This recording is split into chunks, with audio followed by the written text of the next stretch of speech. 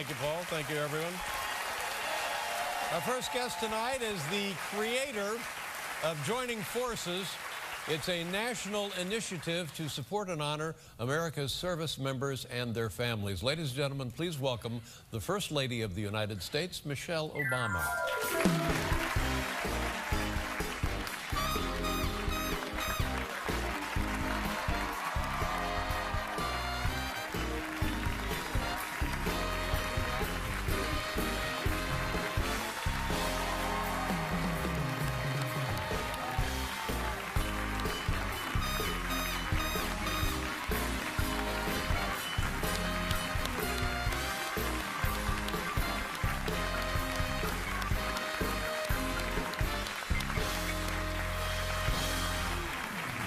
Welcome back. It's good to be back. It's great to have you back. You look great. Well, that's kind of you to say. That's true. But you're not under oath. I'm not. I want to know, this is the question I ask a lot of people because I need all the help I can get in this regard. I have an 11-year-old son. He's 11 already? 11 years old. Your daughters are a bit older. Still in all, how are they doing? They're doing great. They're growing up, and it happens so fast, as you know. I got one driving. Oh, my God. Oh. Yeah, she's out on the road. Really? She has her license, and she can go, if you say, can you run down to the ANP, we need... I did that, because you know when kids get their licenses, they're ready to do anything. So she actually came in, she said, Ma, you need any errands? And a bunch of people handed her, you know, I need you to get this from CVS and pick this. She went out. She went out and ran errands and parked in the lot. This is one of those landmark things, isn't it? From this point on, it will all be different for you and for her. I know.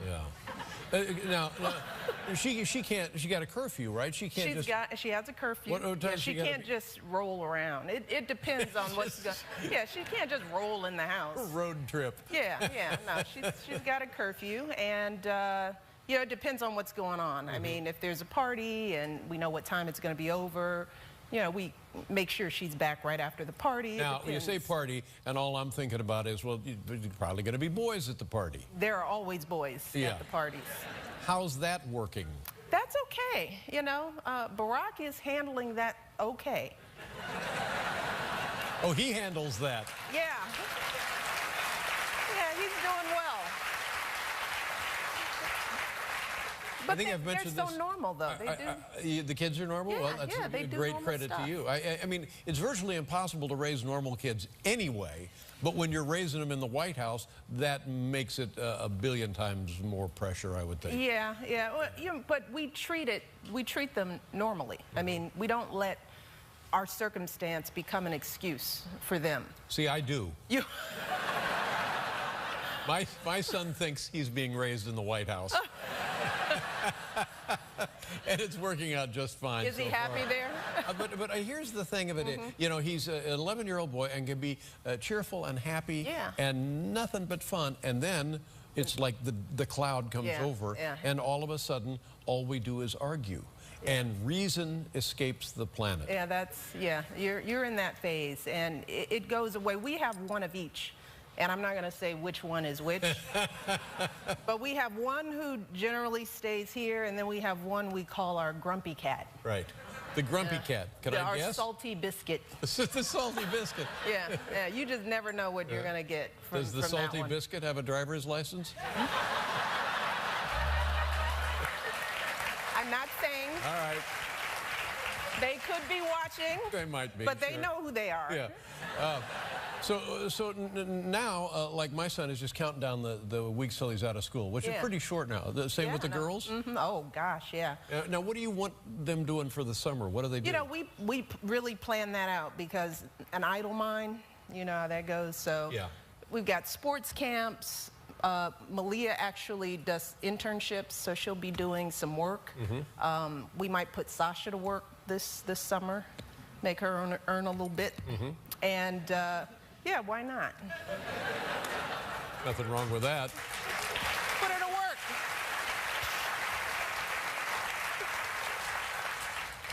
I'm retiring in a few weeks. No kidding.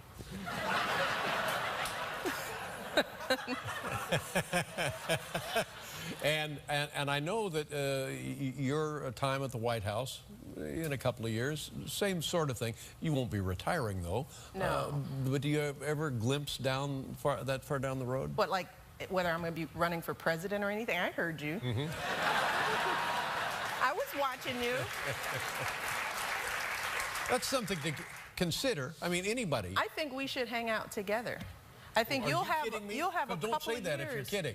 I'm not. We could do things. I would love to do something. I would help you raise your children.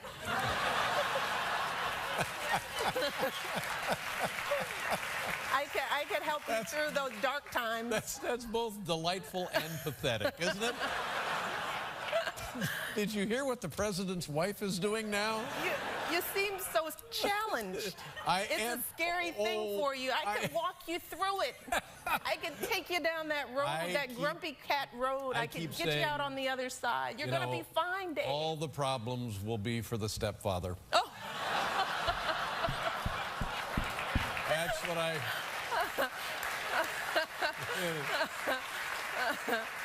You got to hang in there. I will hang in there. It's the only thing that keeps me hanging, as a matter of fact. I tell you what, when we come back, we'll talk about other things. Okay. Ladies and gentlemen, it's Michelle Obama.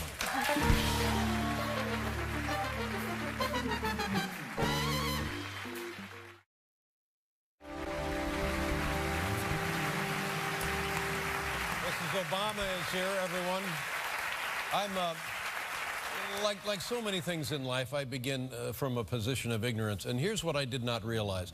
A couple of years ago, it was pointed out to me that men and women who have served our country in the armed forces come home and don't have jobs. Yeah. I was stunned by that. And now I learn, even adding to the problem, don't have places to live. Yeah, yeah. It's a remarkable thing that this country will facilitate sending them, training them, and sending them all over the world to defend us. That's right. But then when they come home, now, has that always been the case in the military? You know, I don't know the numbers, but it's, you know, it's a challenge. And, you know, that's one of the reasons why we started joining forces. And we've been celebrating the 4th anniversary of joining forces over the last month.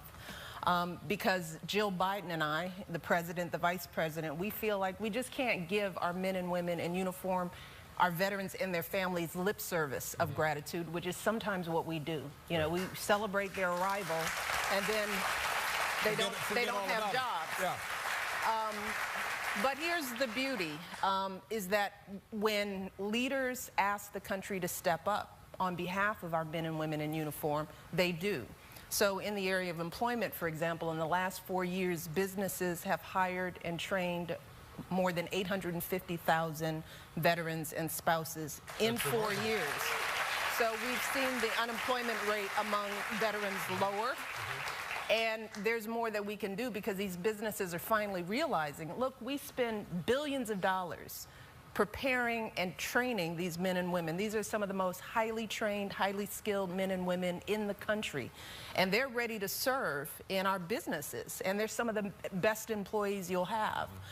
So more and more businesses are starting to understand this problem, and they're stepping up. Yeah. Now, homelessness, as you say, is another issue. Now, I just want to clarify that the vast majority of men and women in uniform come back home. They build good lives. They do find jobs. They live in homes. But even if there's one veteran who's living on our streets, that's one too many. It's a disgrace. It should be an outrage. So, what I like about this is the solution is working.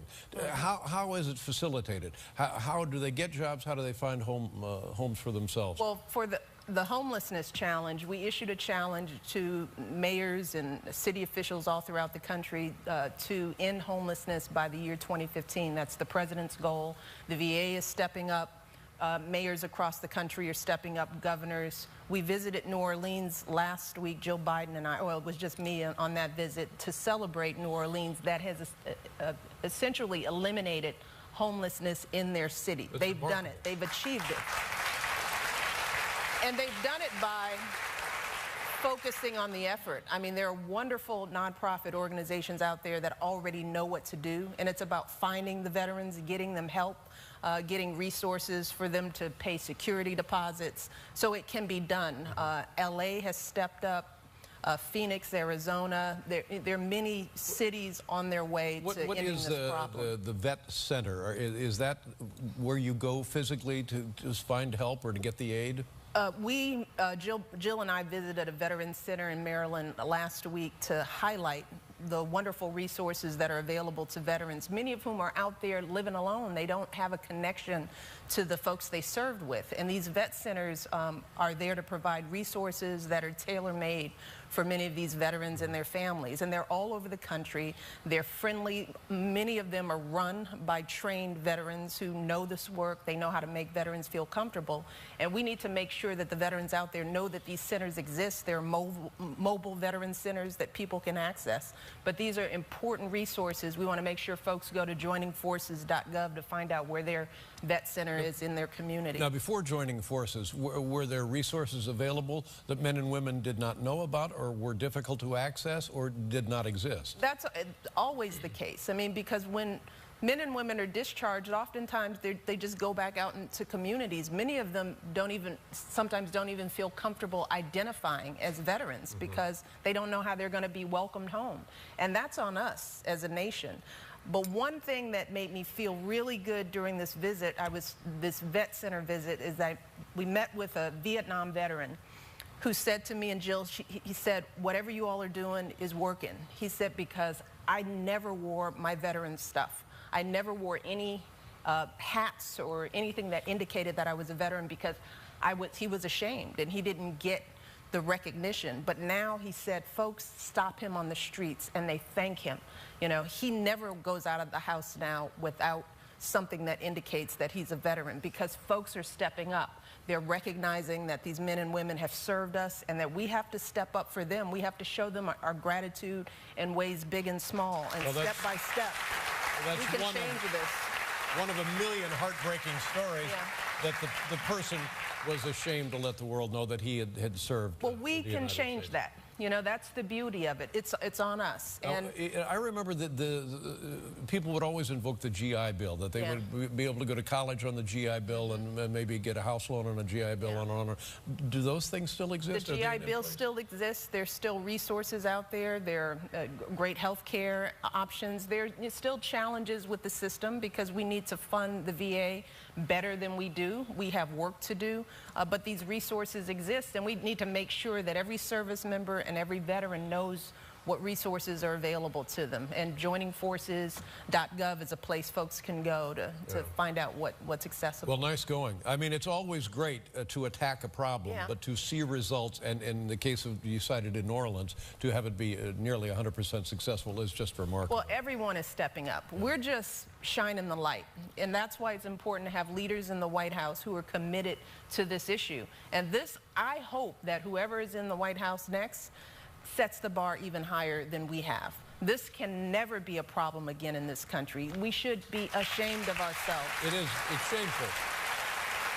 And again, I don't know this, but I have a feeling that the numbers of returning veterans now are greater than any other time maybe in the history of this country. So, but at the other end of it, it'd be great if we do away with war, then this wouldn't be a problem at all, would it? But what are we going to do? And then, now I want to talk about education, because I'm a graduate of Ball State University. Go Ball State. Go Cardinals. Go Cardinals. Yeah, where did you go? Princeton. Go Tigers. Yeah, Tigers. We'll be right back.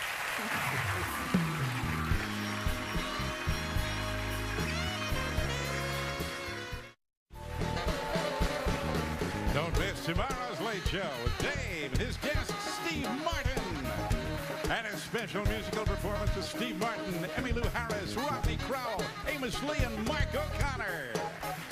When we come back, fun springtime hoof polish colors for your bison.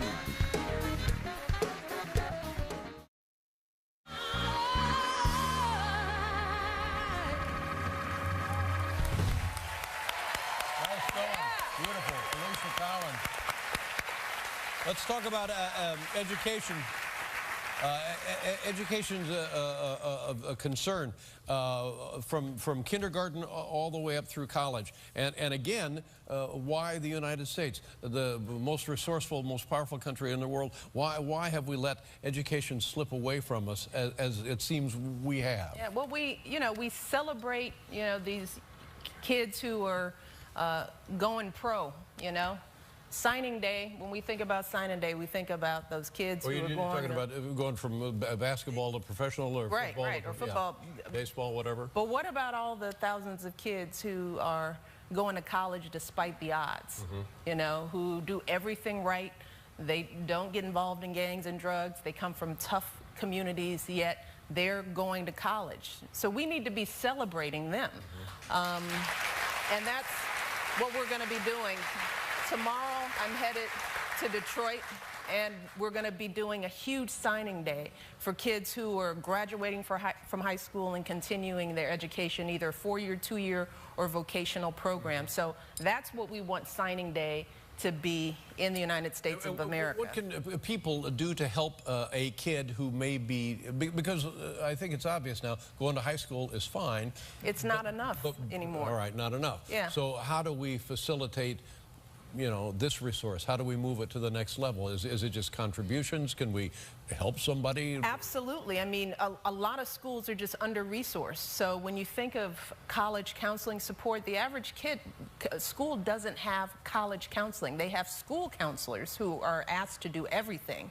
But who's helping these kids with financial aid applications? There's money out there for kids that they don't even know they can access. What do kids who've never been on a college campus know about what it's like to go? So universities can step up and create programs to prepare and mentor kids into college. Businesses can do it. Look, if you've gone to college, you can help a kid in your area get to college. Right. You can work on their applications and tell them about essays and help them prepare for their SATs. But we just need to change the culture. We've got to make going to college cool again, just like going pro. We've got to up the ante for our kids. I think I know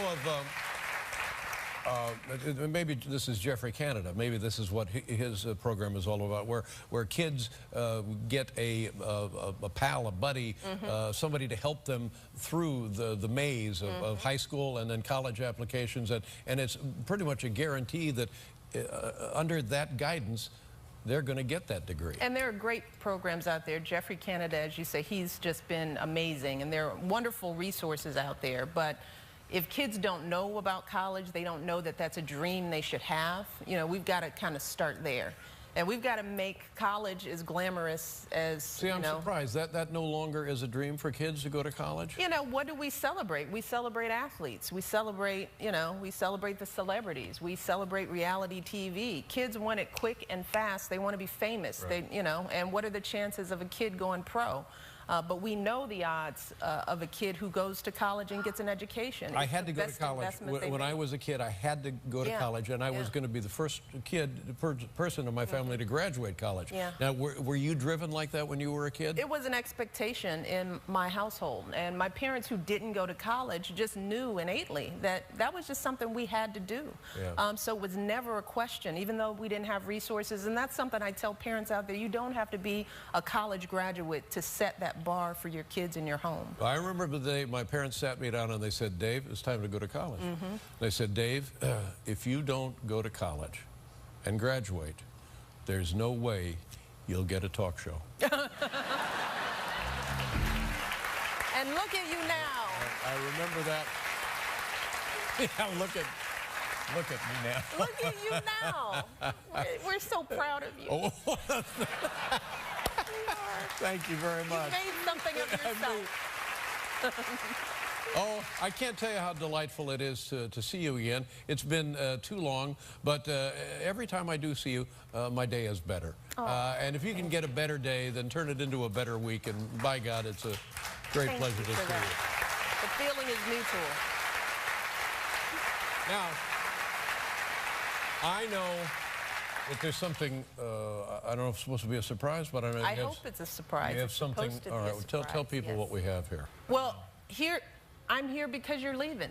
And you've been just a tremendous support to me, to my family, but mostly to our men and women in uniform and our veterans. It's been a great association for us. You've been just such a huge supporter, so we decided to pay tribute to you. We have here with us today the President's own United States Marine Band. Whoa. In honor of you, Dave. Really? David Letterman.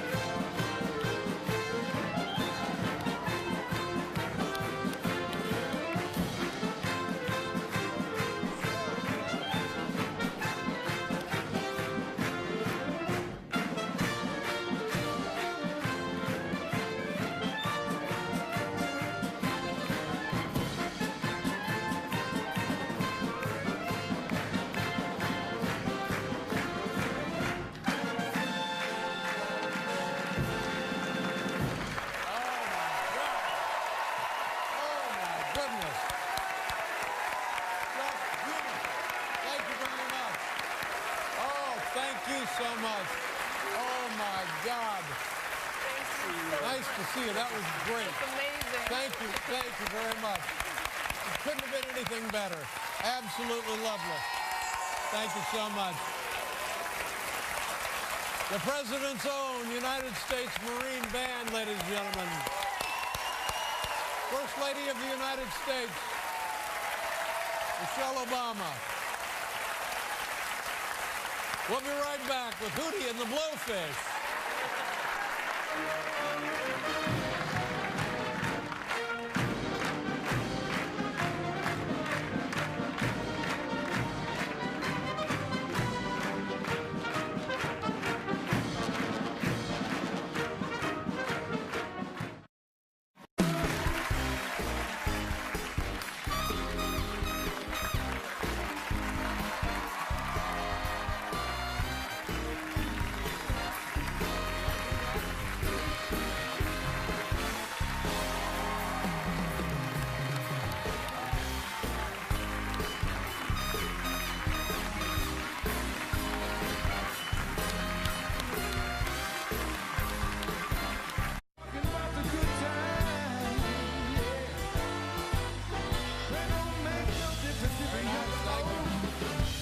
Thank you, Will. Thank you, Paul. Thank you, everyone. Our first guest tonight is the creator of Joining Forces. It's a national initiative to support and honor America's service members and their families. Ladies and gentlemen, please welcome the First Lady of the United States, Michelle Obama.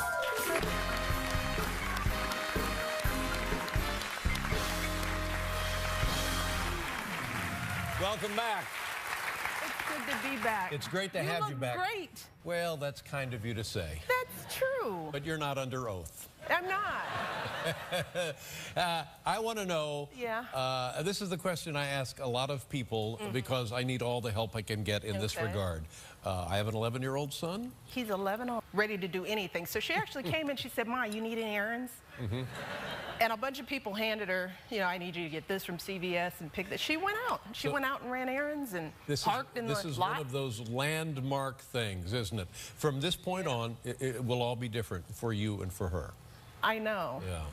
Yeah. Now, she can't. She got a curfew, right? She can't. She has a curfew. She can't just roll around. It depends on what's going on. 11 years old. Your daughters are a bit older. Still in all, how are they doing? They're doing great. They're growing up, and it happens so fast, as you know. I got one driving. Oh my God. Yeah, she's out on the road. Really? She has her license and she can go, if you say, can you run down to the A&P, we need... I did that because, you know, when kids get their licenses,